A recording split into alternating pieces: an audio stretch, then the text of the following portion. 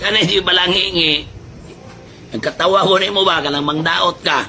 Iklaro-klaro po, kanang justifiable sa mataas tao ba?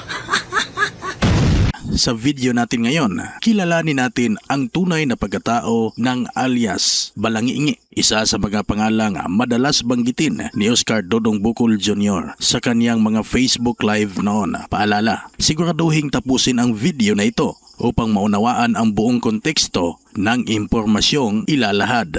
Bago pumanaw si Kapitan Oscar Dodong Bukol Jr. noong Nobyembre 25, taong 2025, nagbahagi siya ng mga maiinit na diskusyon sa kanyang Facebook account kaugnay ng mga prinsipyong kanyang ipinaglalaban at sa kanyang paglalahad ng ilang isyu sa Digo City sa panahon ng panunungkulan ni City Mayor Joseph Fortich Cagas. Gayunman, mahalagang linawin na hindi nagsampa ng formal na reklamo sa piskalya si Oscar Dodong Bukol Jr. noon. Kaya ang mga pahayag na kanyang binanggit ay nananatiling walang formal na ebidensya at bahagi lamang ng pampublikong diskurso. Isa sa mga pangalang paulit-ulit na nababanggit ni Bukol Jr. sa kaniyang mga pahayag ay ang alias na Balangi-ngi. Sino nga ba siya? Ang tinutukoy ni Oscar Dodong Bukol Jr. na Balangi-ngi ay si Salvador Badong Dumugho III, isang dating city councilor ng Digo City at isang opisyal ng Armed Forces of the Philippines, AFP, sa ilalim ng Reserve Force. Si Salvador Badong Dumugho III ay isang kilalang personalidad sa Digo City na may malawak na karanasan sa lokal na pamahalaan at serbisyong pampubliko. Sa kanyang panunungkulan bilang city councilor noon, siya ay naging bahagi ng sangguniang panlungsod na may tungkuling magbalangkas at magpatibay ng mga ordinansa at resolusyon para sa kaunlaran ng lungsod.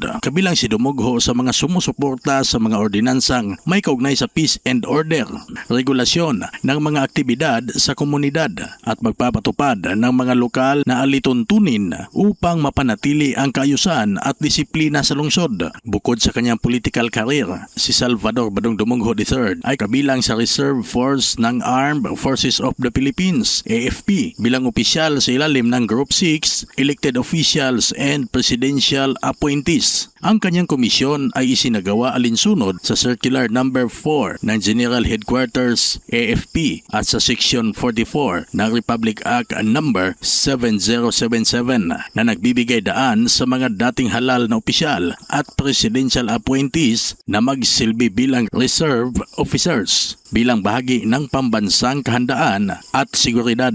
Hanggang taong 2025, si Dumugho ay mas kilala bilang isang dating city councilor, isang AFP reserve officer at isang individual na patuloy na nababanggit sa lokal na politika at pampublikong usapin kahit wala siyang kasalukuyang hinahawakang posisyon sa gobyerno. Kung napadaan lang sa iyo ang videong ito, please follow my page. Maraming salamat.